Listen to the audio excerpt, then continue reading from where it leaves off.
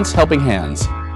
This year's sponsor was Stoneway Electric in Tacoma, and they were kind enough to provide all the electrical materials for us today, and we're installing this for free and pulling all the permits through Tacoma Electric.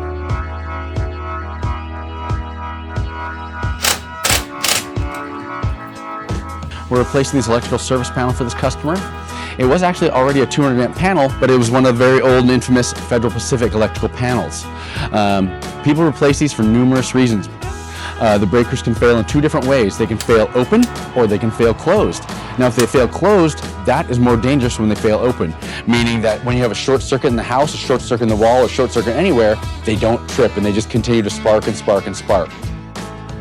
Obviously, that's the most dangerous condition you can have, but also this was made before we have our main emergency disconnect requirements.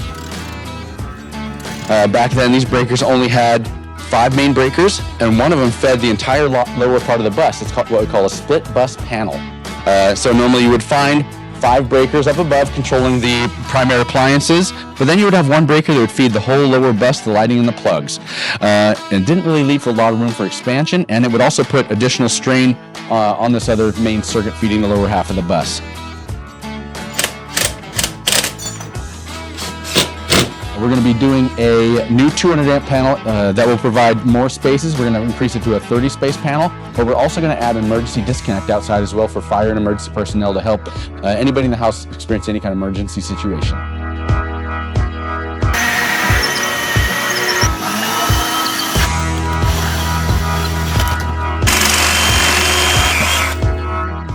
I didn't know you were a plumber too. Oh yeah. Yeah, all trades.